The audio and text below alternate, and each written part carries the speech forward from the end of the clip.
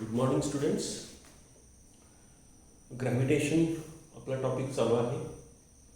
त्याच्यामध्ये last time आपण effect of altitude and effect of depth on G, that is acceleration in gravity. Acceleration of gravity म्हणजे आपल्या प्रत्येकावर त्या gravitational force येतो आणि त्या ग्रॅव्हिटेशनल फोर्स ॲक्ट होतो. त्या ग्रॅव्हिटेशनल फोर्समुळे तयार झालं ॲक्सेलरेशन म्हणजे ग्रॅव्हिटेशनल ॲक्सेलरेशन किंवा ॲक्सेलरेशन ऑफ ग्रॅव्हिटी. याच्यावरती कोणा कशाचा परिणाम होतो तर अल्टिट्यूड म्हणजे हाईट, म्हणजे आपण सरफेसपासून दूर गेला तर आपल्यावरती ॲक्ट होणारा हे जे ॲक्सेलरेशन आहे ते कमी होत जातं. आपण सांगितलं at height H acceleration of ग्रॅव्हिटीची व्हॅल्यू काय असते तर GH is equal to GR square divided by R plus H bracket square. याचे वेगवेगळे फॉर्म्युले सांगितले. त्याचबरोबर जर हाईट H हा एकदम कमी असेल ॲज कम्पेअर टू R तर GH बरोबर फॉर्म्युला राहतो G into bracket 1 minus 2H upon R. याच्यानंतर या दोघांमध्ये आपण सांगताना हे फक्त कधी आहे जर H हा एकदम कमी असेल, अर्थात किलोमीटरमध्ये असेल, 5 किलोमीटर 10 किलोमीटर 20 किलोमीटर 50 किलोमीटर असा असेल, 6400च्या तुलनेत कमी असेल तर हा फॉर्म्युला. पण इन जनरल जर H हा R असेल, 2R असेल, 3R असेल, मोठा असेल तर मात्र मग हा फॉर्म्युला आहे. या पद्धतीने दोन फॉर्म्युले आहेत. Depth at D GD acceleration किती असते तर G bracket 1 minus D upon R. हा फॉर्म्युला जर आपण पाहिला तर याच्यामध्ये GD इथं G आहे 1 आहे मायनस आहे 1 अपॉन R आहे 1 अपॉन R आहे, फक्त 2H आणि D आहे. याच्यावर आपण काय सांगू शकतो when twice H is equal to R twice H is equal to D म्हणजे हा ट्वाइस H आणि D सारखा असेल तर GD आणि GH काय असतील सारखे असतील. ही महत्त्वाची कंडिशन आहे. ऑब्जेक्टिव्हला इथं हा प्रश्न असतो.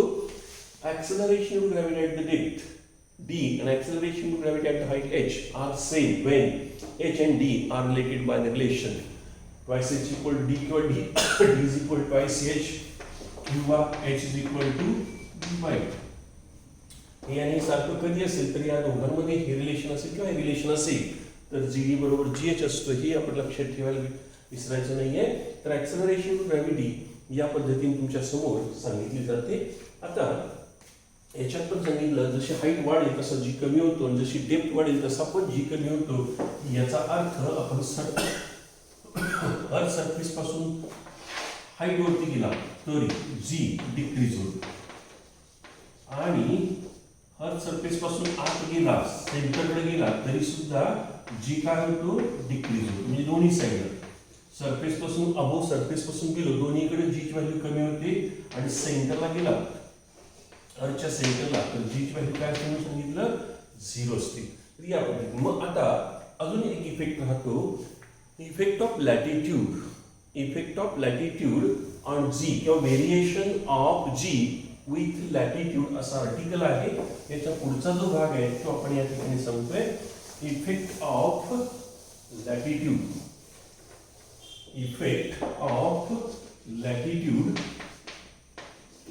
ऑन जी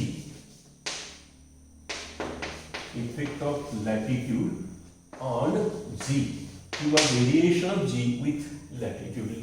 जी लॅटिट्यूड नुसार जी कसा बदलतो किंवा लॅटिट्यूडचा जी वरती काय इफेक्ट असतो ते आपल्याला सांगायचं आहे.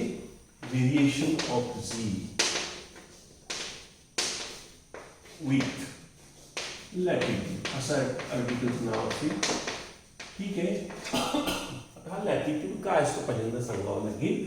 आपण अर्थ दाखवतो अर्थ ही स्वतःभोवती फिरते आपल्याला माहिती नॉर्थ साऊथ पोल भोवती फिरते. आपण समजा इथं असाल तर अर्थ स्वतःभोवती फिरते त्यामुळे अर्थवरती असणारा प्रत्येक ऑब्जेक्ट कुठल्या ऑब्जेक्ट या सरफेसवरती येईल काय होणार आहे अर्थ बरोबर सर्क्युलर ऑर्बिटमध्ये फिरणार आहे. अर्थची मोशन रोटेशन आहे स्वतःभोवतीची पण त्या सरफेसवरती असणारा प्रत्येक ऑब्जेक्ट जो असेल तो मात्र काय करणार आहे तर सर्क्युलर मोशन परफॉर्म करणार आहे.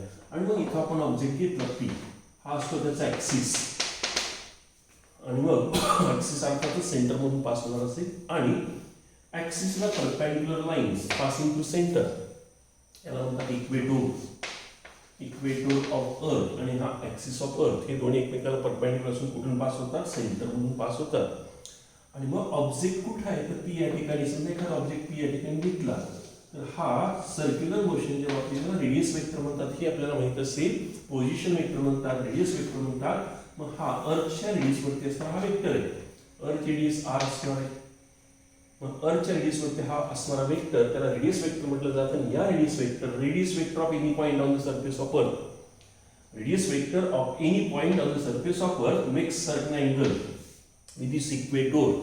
आणि हे सर्कल इथे जर घेतली तर याला इक्वेटोरियल प्लेन म्हणतात, याला इक्वेटोरियल प्लेन म्हणतात.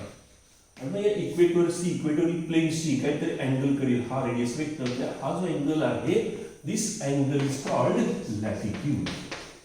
This angle is called latitude. So this point P is at latitude theta असं म्हटलं जाईल. हा पॉइंट कुठे आहे तर थीटा या लॅटिट्यूड वरती आहे.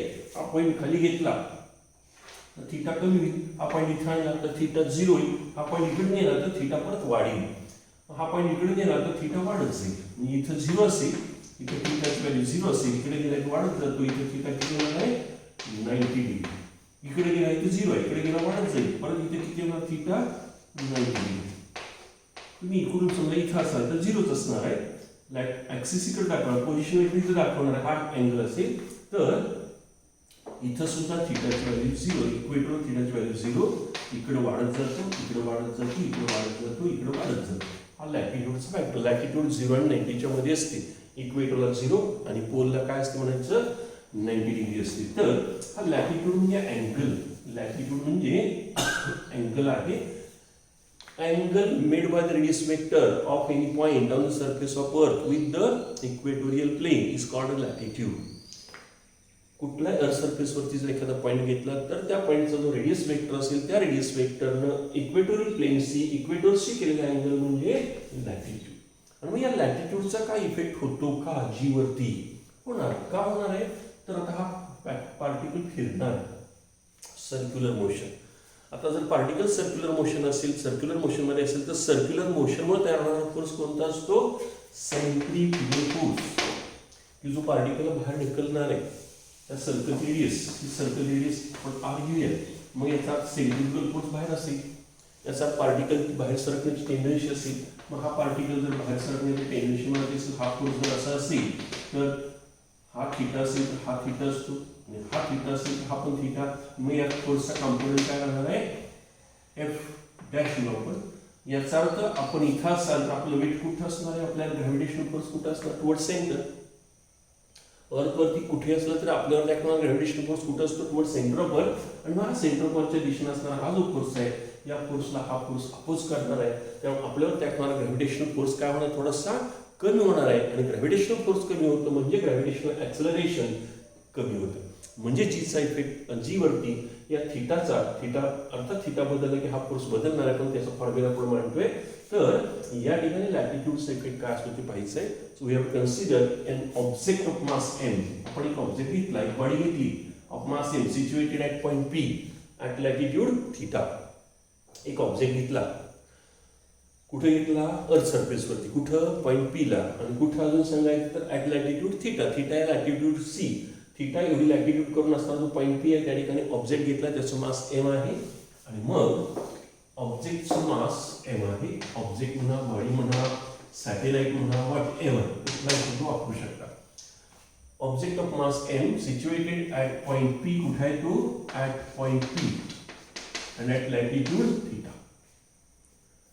As this particle is on the surface of Earth, due to its rotation, Earthचं स्वतःभोवतीचं स्पीड, स्वतःभोवती अर्थ फिरते. मग एक रिव्हॉल्यूशन कंप्लीट करा किती वेळात आपल्याला माहिती, 1 दिवस 24 तास. याचा अर्थ पिरियड कॉन्स्टंट आहे. पिरियड काय आहे त्याचं कॉन्स्टंट आहे. पिरियडिक मोशन आहे. पिरियड कॉन्स्टंट असेल तर ओमेगा बरोबर 2π/t हा पण कॉन्स्टंट आहे. आता आपल्याला माहिती आहे थोडक्यात ओमेगाची व्हॅल्यू 2π/t, टी म्हणजे 24 तास, 24 गुणिले 3600 सेकंडमध्ये होणार, कारण टाइम सेकंडमध्ये घेतला पाहिजे. हे जर सोडवलं तर या ठिकाणी 7572 into 10⁻⁻5 हा ओमेगा असतो. अर्थचं angular speed about its own axis of rotation, स्वतःभोवतीचा जो ॲक्सिस आहे, स्वतःचा ॲक्सिस त्या ॲक्सिस भोवती बॉडी फिरते, तर त्याचं ओमेगा सुद्धा या ठिकाणी कॉन्स्टंट आहे. कारण पिरियड कॉन्स्टंट आहे. पिरियड किती असतो अर्थचा? 24 तास. 24 तास पिरियड आहे. स्वतःभोवती एक रोटेशन कंप्लीट करायला अर्थला 24 तास लागतात, आपल्याला माहिती आहे. त्यानुसार टी कॉन्स्टंट, ओमेगा कॉन्स्टंट, अर्थ स्वतःभोवती फिरताना कॉन्स्टंट अँग्युलर स्पीडने फिरते.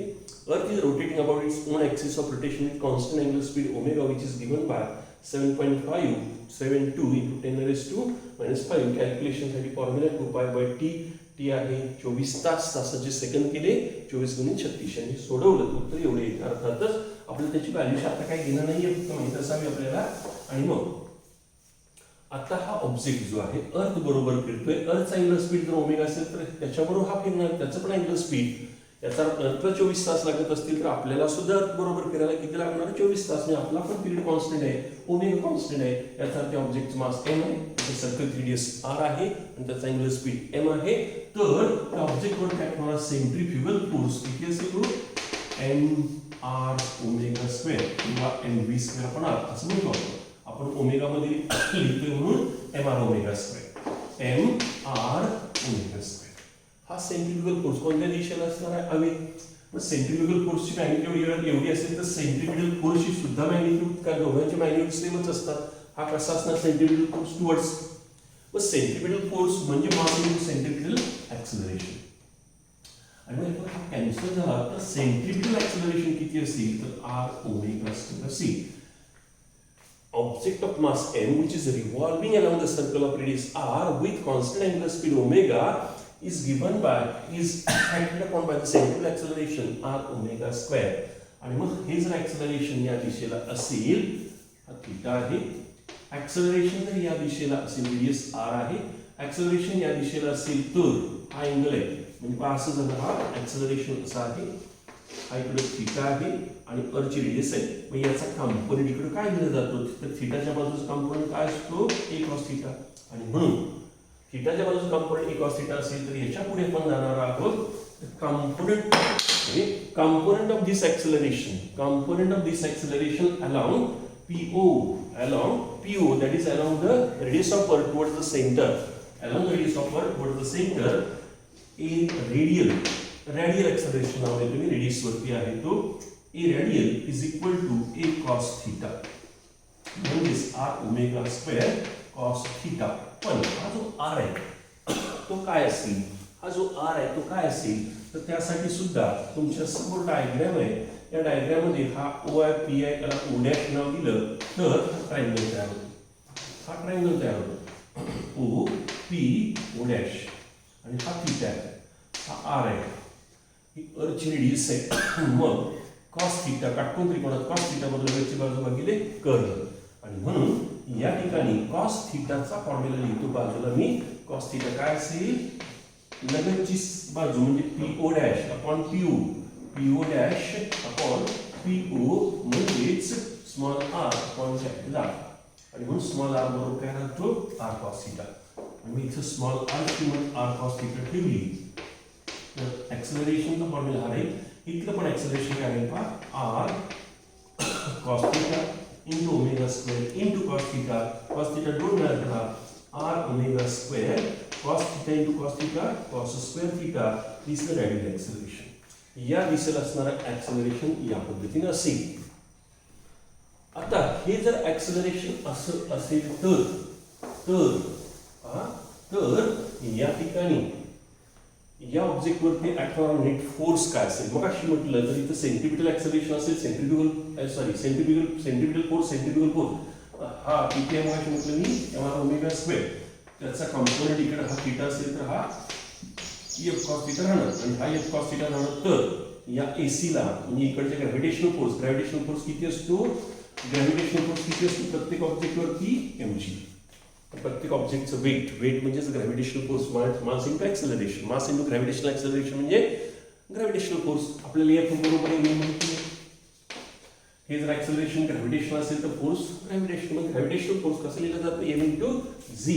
आणि हा कसा असेल? अर्थातच along this line हा mg इथे आहे पुन्हा, पण या फोर्सला हा फोर्स काय करणार आहे, अपोज करणार आहे, आणि म्हणून net or effective force, resultant force acting on object किती राहील पहा, F डॅश बरोबर F मायनस mg मायनस या दोघांची वजाबाकी F डॅश म्हटलं तर mg minus F cos theta म्हणजेच mg मायनस F किती आहे m r omega square cos theta म्हणजेच mg मायनस हा r किती आहे, तर हा r आहे r cos थीटा, मग r ची किंमत r cos थीटा आहे, तर r cos theta omega square cos theta मध्ये cos स्क्वेअर होणार आहे, म्हणून mg minus m r omega square cos square theta असा फॉर्म्युला राहील. स्मॉल r ची किंमत ठेवली, आणि मग हा जो नेट फोर्स आहे, फोर्स म्हणजे मास इंटू एक्सेलरेशन, इथं mg डॅश म्हटलं, म्हणून याच्या नंतरची स्टेप आपण अशी घेतोय. आता पुस्तकामध्ये बाकीचे दिलेले आपल्याला डायरेक्ट रिलेशन दिले, कसं आलं ते थोडक्यात तुम्हाला सांगितलं. एक सेंट्रिफ्युगल फोर्स असेल, centrifugal force away from the centre असतो, मग हा सेंट्रिफ्युगल फोर्स असेल, मग हा एफ असेल तर याचा कंपोनेंट इकडं रेडियसच्या दिशेला असणारा कंपोनेंट एफ कॉस थीटा, कारण हा थीटा असेल तर हा थीटा असेल, थीटाच्या साईडचा कंपोनेंट एफ कॉस थीटा. मग हे दोन फोर्सेस कसे झाले, mg या दिशेला आहे, एफ कॉस थीटा या दिशेला आहे. बॉडी इथं स्टेबल असणार आहे का बाहेर जाणार आहे या दिशेला, तर बॉडी स्टेबल आहे, याचा हा फोर्स मोठा हा कमी आहे, म्हणजे या मोठ्यातून हा छोटा वजा केला तर हा resultant force, net force, effective force, याचा अर्थ या ऑब्जेक्टवरती नेट फोर्स किती ऍक्ट होतोय, तर एफ डॅश बरोबर mg, हा इकडचा फोर्स वजा इकडचा फोर्स, त्यातला एफ किती असेल तर एम आर ओमेगा स्क्वेअर, त्यातला स्मॉल आर किती असेल तर आर कॉस थीटा आहे, हे ठेवलं सोडवलं तर हा नेट फोर्स. मग नेट फोर्ससाठी नेट एक्सेलरेशन, इकडचं इकडचं एक्सेलरेशन, या दोघांची वजाबाकी, तर नेट फोर्स बरोबर mg minus M R omega square cos square theta, आणि मग या ठिकाणी याच्यावरून नेट एक्सेलरेशन हा नेट फोर्स झाला. आपल्याला यामधल्या स्टेप्स काही द्यायच्या नाही, आपण डायरेक्ट केली नेट और इफेक्टिव्ह फोर्स. यातला प्रत्येकातला m कॅन्सल होतो, म्हणून g dash is equal to g minus r omega square cos square theta. So this is the net acceleration acting on object at an equator, at the latitude theta. Latitude याच्यात आहे, मग याचा अर्थ हे net acceleration g, आता या g पेक्षा g मधून हा फॅक्टर वजा झालाय, याचा अर्थ हे एक्सेलरेशन g पेक्षा अर्थातच काय असणार आहे, कमी असणार आहे. आणि यातला अर्थ रेडियस बदलते का, नाही बदलत. ओमेगा म्हणजे अर्थचा स्पीड काय असतं मग म्हटलं कॉन्स्टंट, मग बदलणार फॅक्टर काय, तुम्ही लॅटिट्यूड बदलली तर हा थीटा बदलला, कॉस थीटा बदलला, हा फॅक्टर बदलला, जी डॅश बदलणार आहे. याचा अर्थ या लॅटिट्यूडवरती हा जी डॅश अवलंबून आहे, म्हणजे this is the variation of G with latitude. हा फॉर्म्युला या ठिकाणचा असेल, आपण आर्टिकल म्हटलं variation of G with latitude, का effect of latitude on G, म्हणजे या लॅटिट्यूडचा जी वरती काय इफेक्ट होतो, म्हणजे या ठिकाणी हा जो जी आहे या जी मधून हा फॅक्टर वजा होणार, त्यामुळे ऍक्सेलरेशन कमी होणार आहे, नेट ऍक्सेलरेशन म्हणजे आपण.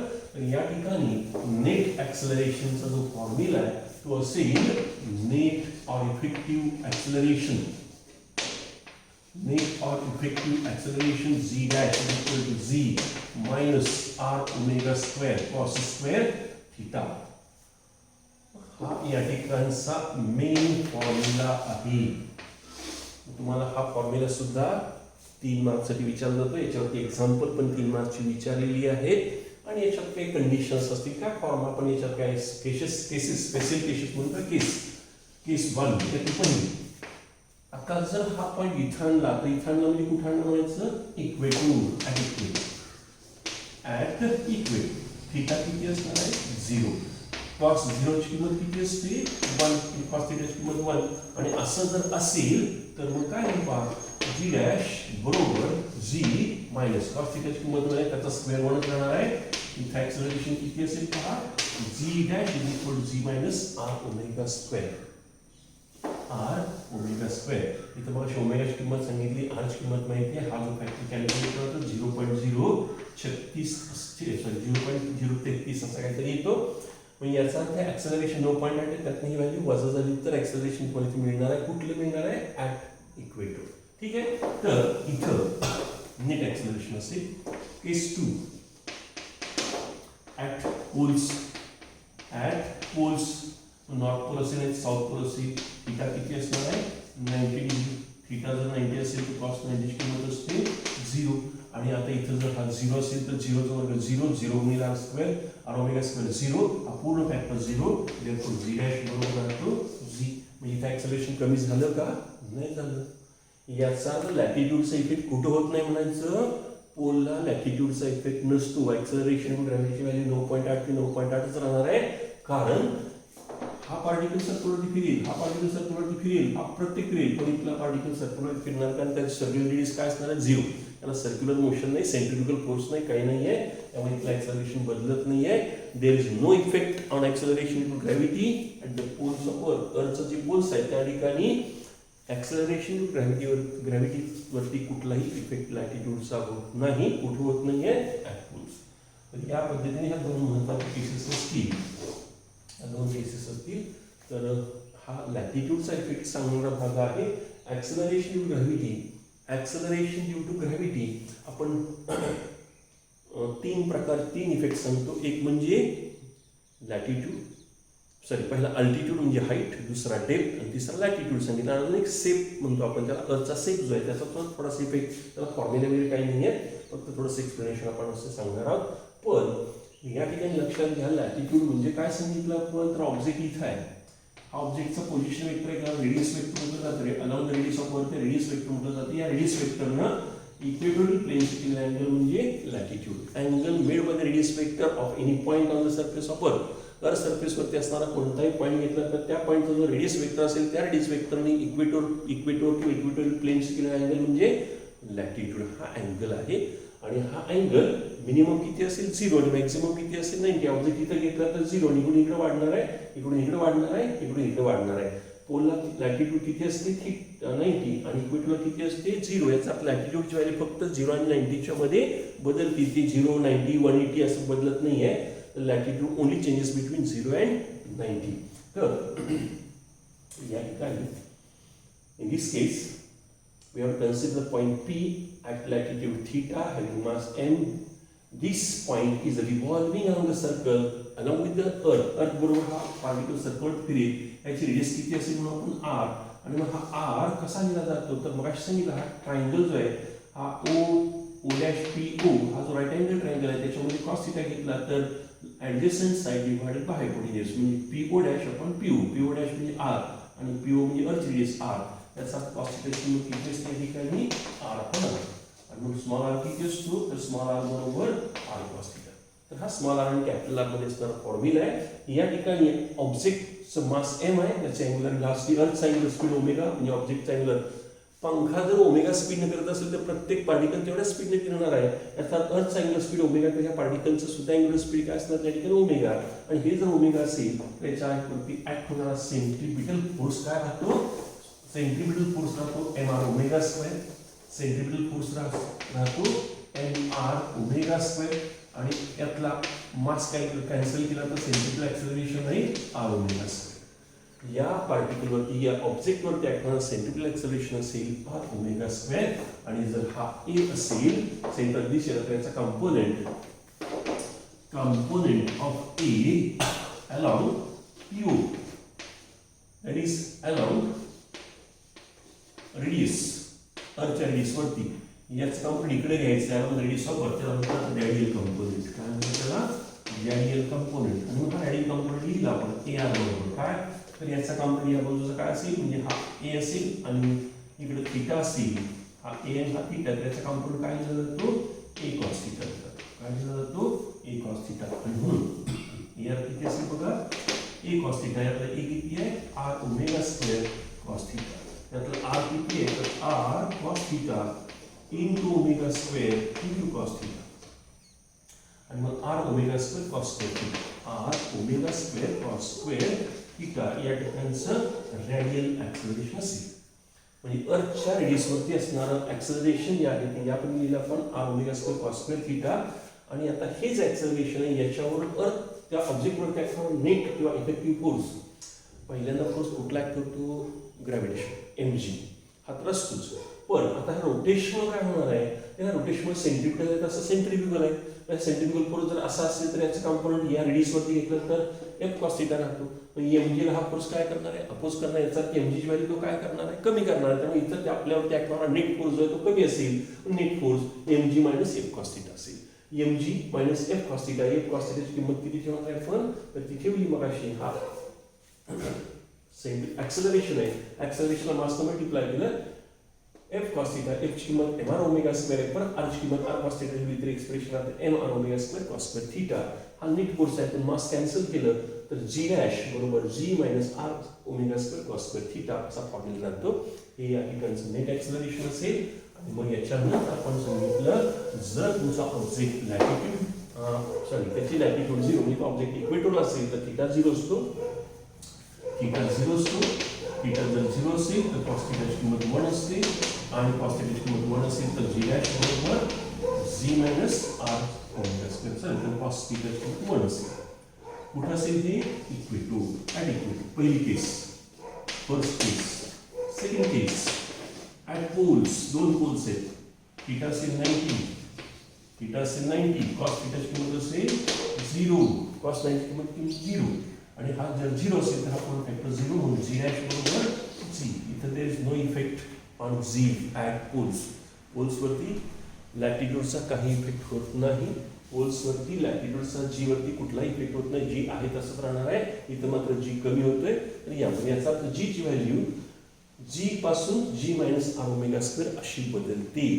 इथं मॅक्सिमम असणार आहे आणि इकडे दोन्हीकडे असा इकडे गेला तर इकडे गेला तर ती कमी होणार आहे. कमीत कमी किती असणार आहे, मिनिमम ऍक्सेलरेशन असेल G minus R omega square, maximum acceleration असेल जी. तर या पद्धतीनं ऍक्सेलरेशन ग्रॅव्हिटीचा ग्रॅव्हिटीवरती लॅटिट्यूडचा असणारा इफेक्ट मग या पद्धतीनं आपण सांगितला. तर आता फक्त नॉन स्पेरिसिटी असा पॉईंट दिलेला आहे. नॉन स्पेरिसिटी म्हणजे काय, तर अर्थ हा एक्झॅक्ट स्फिअर नाही असं पाठीमागं तुम्ही सांगितलं. अर्थ हा एक्झॅक्ट स्फिअर नाही आहे. मग ही अर्थ अशी आहे, पोल्सच्या ठिकाणी थोडीशी फ्लॅट आहे. कशी आहे, फ्लॅट आहे, चपटी आहे. आणि इक्वेटरच्या ठिकाणी कशी आहे, बल्ज झालेली आहे, बल्ज झाली, फुगीर आहे. याचा अर्थ अर्थ इथं जास्त असेल, इथं काय असेल, कमी असेल. आणि मग आपल्याला माहिती आहे accelerating gravity at the surface of earth G होणार असते. आर हा सगळीकडे सारखा आहे का, तर नाहीये. आर जर सगळीकडे सारखा नसेल तर जीची व्हॅल्यू सुद्धा काय होणार आहे, बदलणार आहे. G is inversely proportional to R square. मग जिथं आर मॅक्सिमम तिथं जी मिनिमम. म्हणजे याचा इक्वेटरला आर मॅक्सिमम आहे, इथं जीची व्हॅल्यू काय असणार, जी minimum.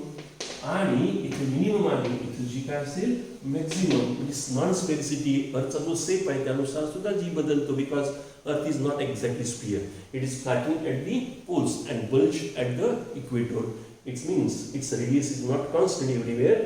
Radius is maximum at equator, minimum at poles. And as the radius and g are inversely proportional, where r is maximum, g is minimum. Where r is minimum, g is maximum. In this way, the sphericity, non-sphericity, that is shape of Earth, also affect the value of g. Non-sphericity, that is the shape of Earth, which is not exactly sphere. This factor also affects the value of g. याचा सुद्धा त्या non-sphericity सुद्धा g वरती effect असतो. म्हणजे मग असं पोलला व्हॅल्यू मॅक्सिमम असते, इक्वेटरला कमी असते. तीच इथं सांगतोय. इथं पोलला का मिनिमम मॅक्सिमम असते, तर इथं रेडियस त्याची कमी आहे, जी हा मॅक्सिमम असेल. इथं आर मिनिमम आहे, जी मॅक्सिमम आहे. इथं आर मॅक्सिमम आहे, जी मिनिमम आहे, कारण हे इन्व्हर्सली प्रोपोर्शनल आहे. या पद्धतीने छोटासा पॉईंट त्याच्यात आहे. तर इथंपर्यंत हे 3-4 फॅक्टर्स आहे. आपण शेवटचा पॉईंट फक्त आपण लक्षात ठेवायचं, काही क्वेश्चन नाही, काही नाही आहे. आणि हे आपण ऍक्च्युली लॅटिट्यूडमध्ये सांगितलेलंच आहे. तर factors affecting the value of G are, altitude म्हणजे हाईट, नंतर डेप्थ, नंतर लॅटिट्यूड आणि चौथा नॉन स्पेरिसिटी ऑफ अर्थ, असे 4 फॅक्टर्स सांगितलेले आहेत. तर इथंपर्यंत आपण टॉपिक आणलेला आहे. आता थोडंसं आपण इथंच थांबणार आहोत. याच्यानंतरचा जो भाग आहे आपण पुढच्या वेळी घेणार आहोत. थँक्यू.